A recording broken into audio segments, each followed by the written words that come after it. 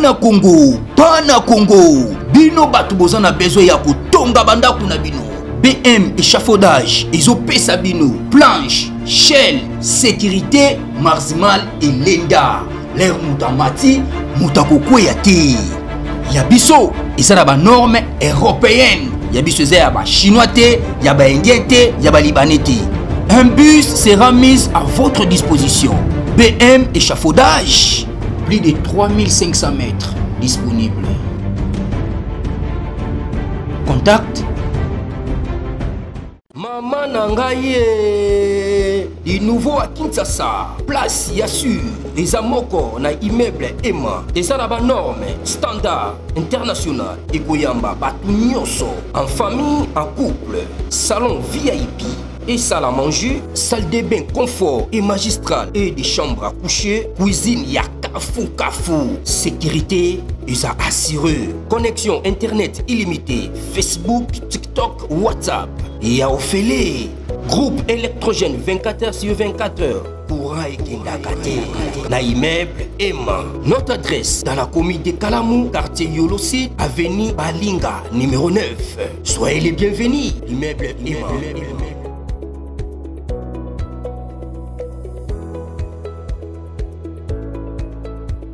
RDC. Après l'échec des 4 bataillons, Kigali et Kampala envoient 800 hommes vers Uvira. La République démocratique du Congo est à un tournant critique de son histoire récente. Tandis que les informations font état de plus de 800 hommes des forces spéciales rwandaises et ougandaises infiltrées par Ijwi et progressant vers les hauts plateaux pour tenter de s'emparer d'Uvira, la question se pose. Félix Tshisekedi est-il pleinement conscient de l'ampleur du danger qui guette son pays? L'enjeu dépasse largement la survie d'une ville stratégique. Il s'agit du verrou sécuritaire du Sud Kivu, du symbole de résistance d'une nation, et du choix clair que le président burundais, Évariste Ndayishimiye, doit faire: combattre les troupes de Kagame et Museveni en terre congolaise, ou se préparer à les affronter demain sur le sol burundais. La RDC vit depuis plusieurs décennies sous le joug d'une guerre hybride qui ne dit pas son nom.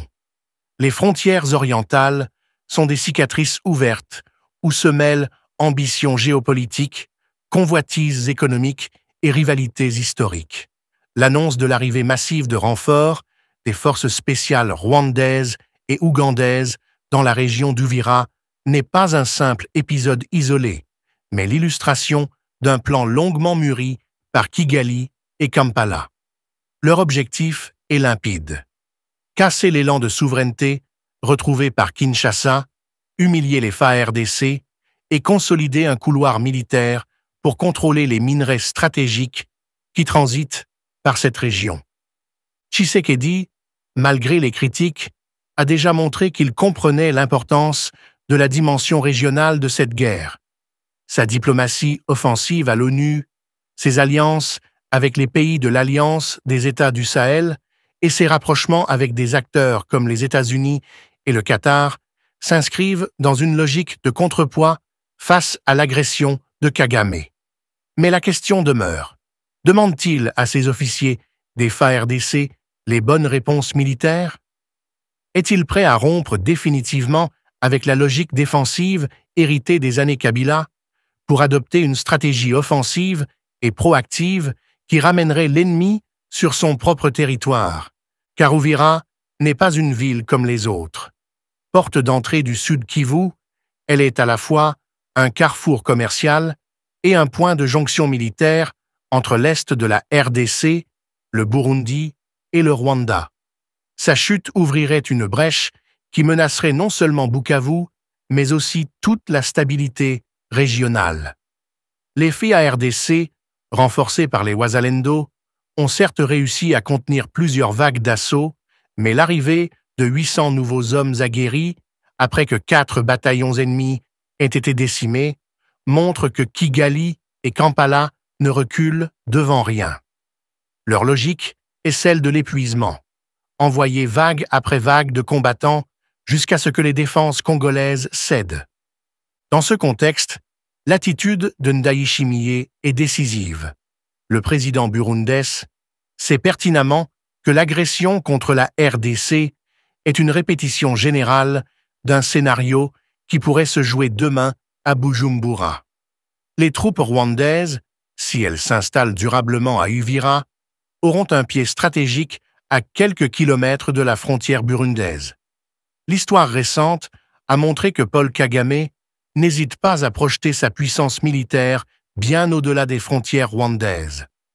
Le Burundi, par conséquent, n'a pas le luxe de rester spectateur. Soit il appuie ouvertement Kinshasa en engageant ses forces dans une lutte commune, soit il court le risque de voir son propre territoire devenir la prochaine cible de l'expansionnisme rwandais. Les FARDC, de leur côté, doivent faire preuve d'une lucidité nouvelle.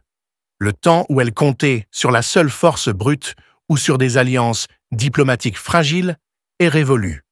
Tshisekedi doit encourager ses officiers à changer de paradigme. La stratégie ne doit plus être uniquement défensive.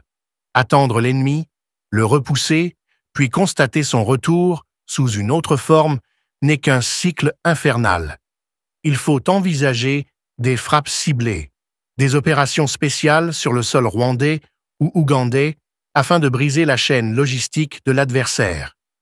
Kagame et Museveni doivent comprendre que chaque incursion aura un prix exorbitant, non seulement sur le terrain militaire, mais aussi en termes politiques et diplomatiques. La communauté internationale, elle, ne peut plus feindre l'ignorance. Les preuves de l'implication directe du Rwanda et de l'Ouganda dans l'instabilité de l'Est de la RDC s'accumulent depuis des années. Rapports de l'ONU, enquêtes indépendantes, témoignages de réfugiés, tout converge vers la même réalité. Kigali orchestre et alimente une guerre permanente pour s'emparer des ressources congolaises. Le silence de certaines puissances, complices par intérêt économique, n'est plus tenable face à l'évidence. Tshisekedi a la lourde responsabilité d'exiger des sanctions ciblées contre Kagame et ses officiers, tout en construisant des alliances solides avec les nations qui veulent réellement voir la paix revenir dans la région. Si Uvira tombait, ce ne serait pas seulement une défaite militaire. Ce serait un signal désastreux envoyé à toute la nation congolaise, celui que le sacrifice des Wazalendo, des FARDC et des populations locales n'a servi à rien. Mais le pire, ce serait l'effet domino.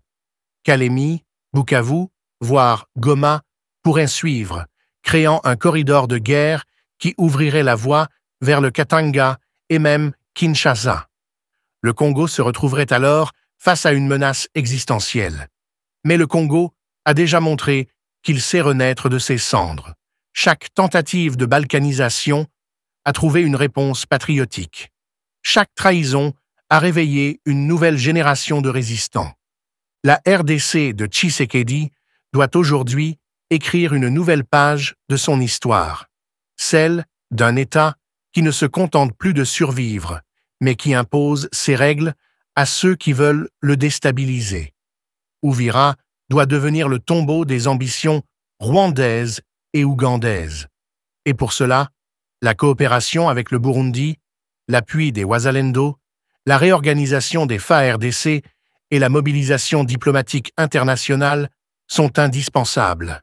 Car cette guerre n'est pas seulement celle d'un territoire, c'est celle de la dignité d'un peuple qui refuse de disparaître. L'histoire militaire d'Uvira et de ses environs est marquée par une succession de batailles qui illustrent à la fois la fragilité et la résilience du Congo face aux ambitions de ses voisins.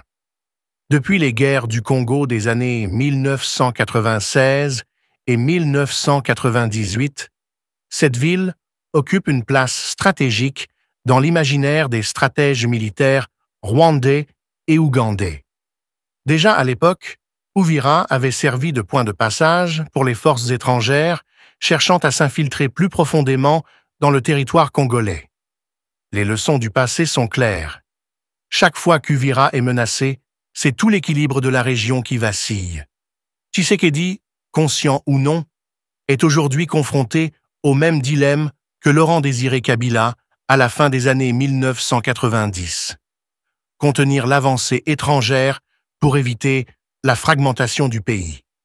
Les FARDC, malgré leurs lacunes héritées des années de corruption et d'infiltration sous Joseph Kabila, disposent d'un atout majeur, la connaissance du terrain et le soutien populaire. Les Wazalendo, ces groupes de résistants locaux, jouent un rôle décisif en servant de relais, de guide et parfois même de supplétif aux forces régulières. Contrairement aux bataillons rwandais qui combattent loin de chez eux et pour des objectifs politiques dictés par Kigali, les Wazalendo se battent pour leur famille, leur terre et leur identité. Cette différence fondamentale donne aux Congolais un avantage moral indéniable, souvent sous-estimé par les stratèges de Kagame. Mais cet avantage doit être exploité par une meilleure coordination et un commandement plus visionnaire. Il faut dire que l'infiltration de 800 hommes par Idjwi témoigne d'une sophistication inquiétante. L'île, située au cœur du lac Kivu, est un point de passage que l'ennemi utilise depuis longtemps pour contourner les lignes de défense classiques. Les 4 bataillons perdus par les forces spéciales rwandaises et ougandaises dans les hauts plateaux n'ont pas dissuadé Kagame. Au contraire, il persiste, convaincu que l'usure finira par entamer la détermination congolaise. Mais cette logique pourrait se retourner contre lui. Chaque défaite rwandaise renforce la conviction des FARDC et des Wazalendo que la victoire est possible. Chaque soldat tombé côté ennemi est une preuve que Kigali n'est pas invincible. Tshisekedi devrait capitaliser sur ces revers de l'adversaire pour galvaniser la nation et transformer Uvira en un symbole de résistance comparable à celui de Stalingrad dans l'histoire mondiale. L'aspect diplomatique ne peut être ignoré. Le Burundi d'Évariste Ndayishimiye se trouve dans une position charnière.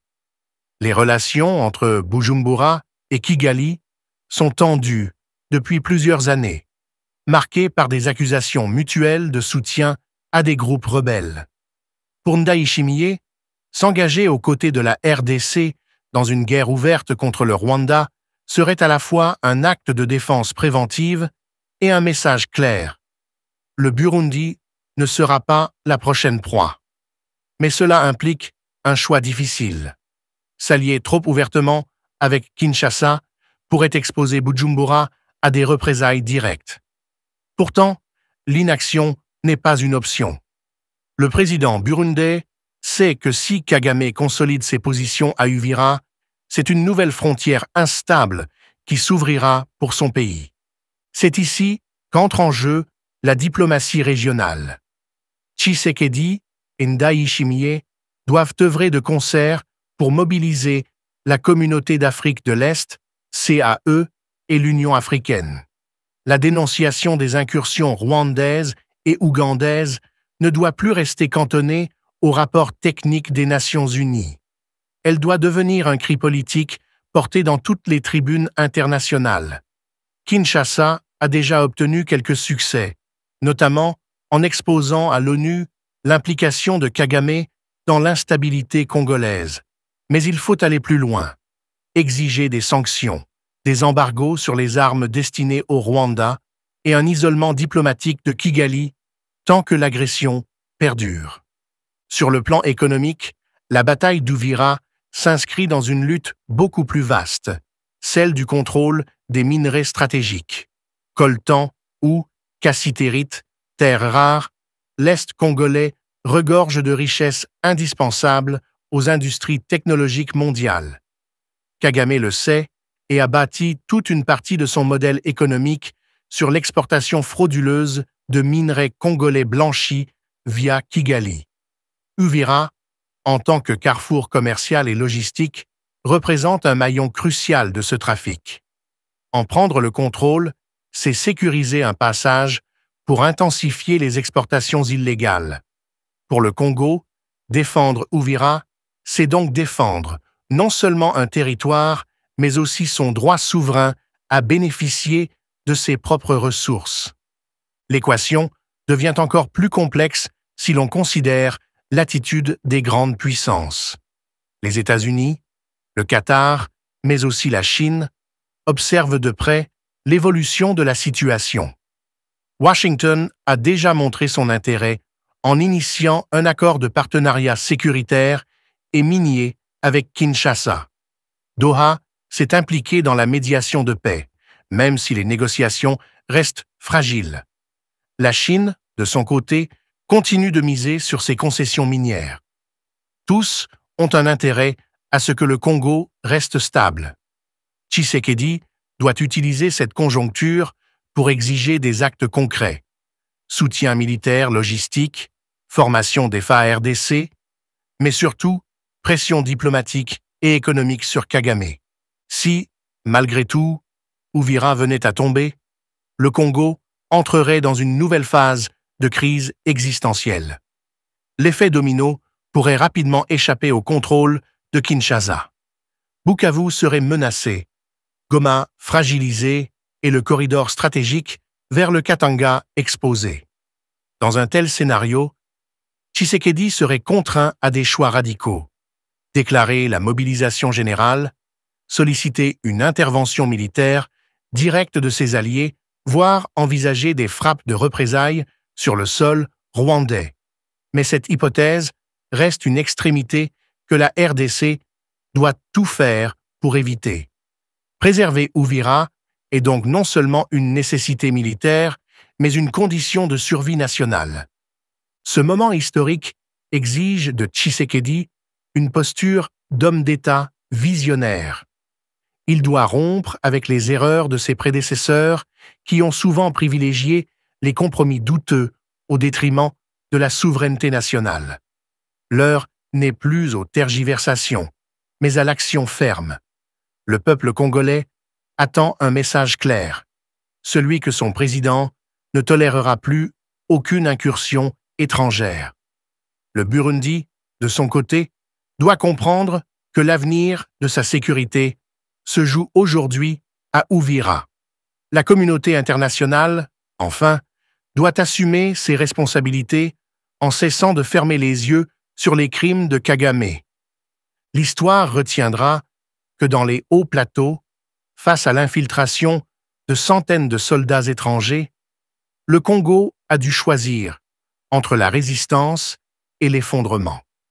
Et tout indique que le peuple congolais, malgré les trahisons et les souffrances, est prêt à se battre pour son existence.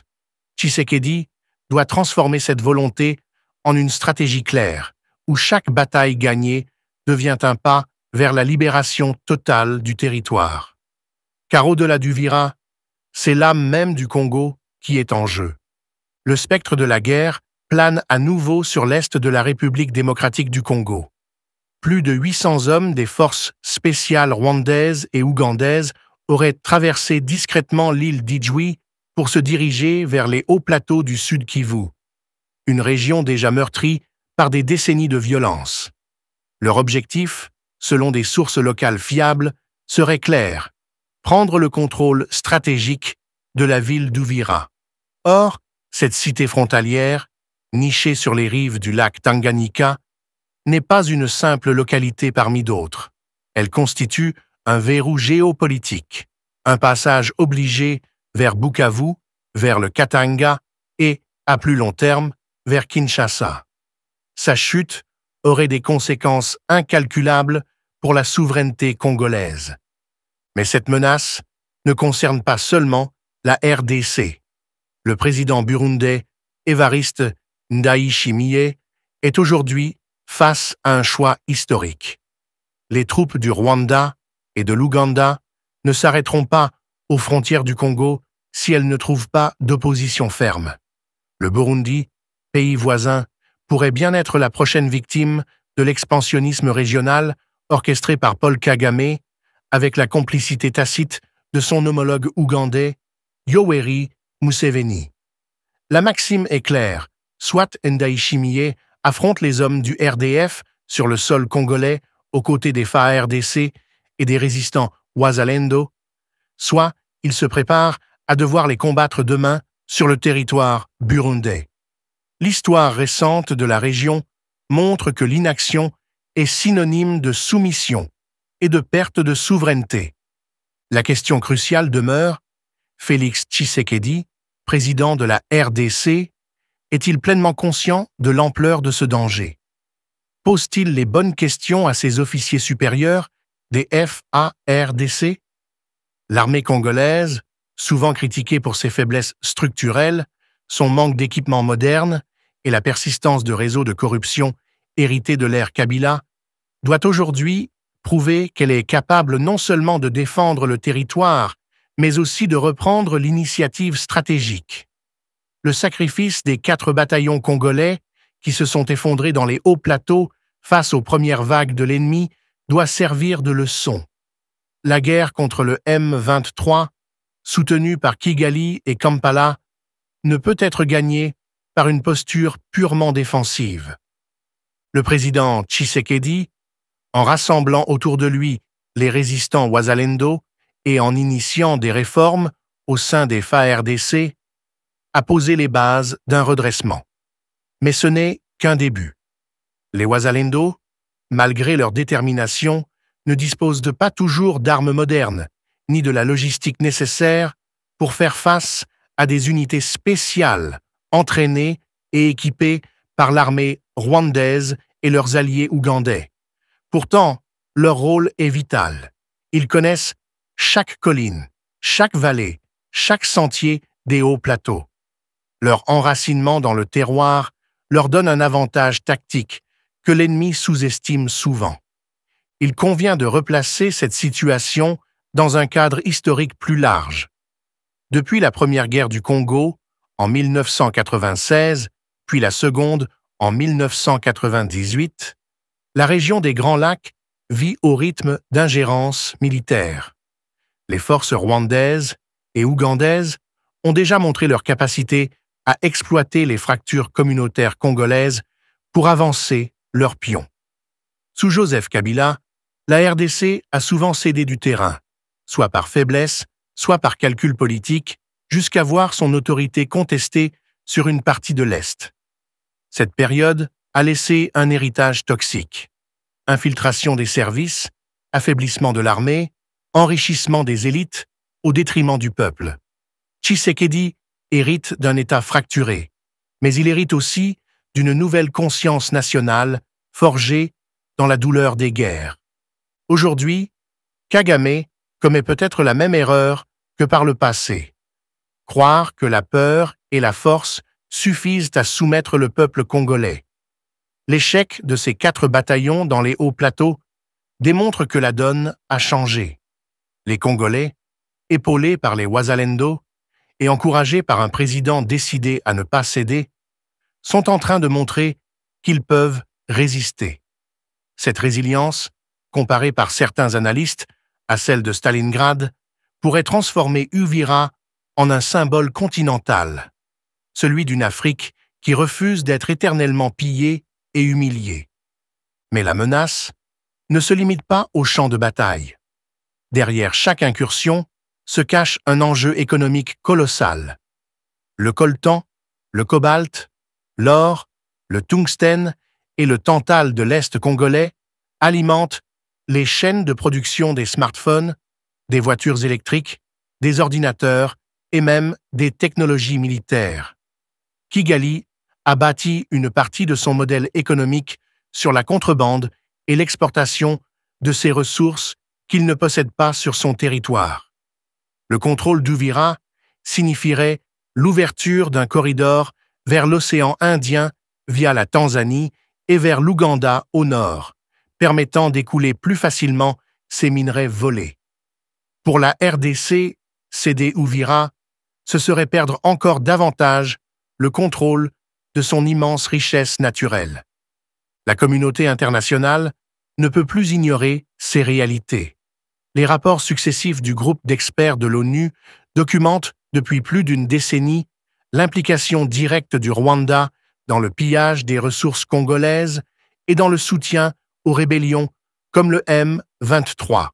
Pourtant, pour des raisons géopolitiques, notamment la volonté occidentale de maintenir Kagame comme partenaire stratégique dans la région, aucune sanction sérieuse n'a été imposée. Les États-Unis, bien qu'ayant récemment amorcé un rapprochement avec Kinshasa via un accord sur les minerais stratégiques, continuent de ménager Kigali.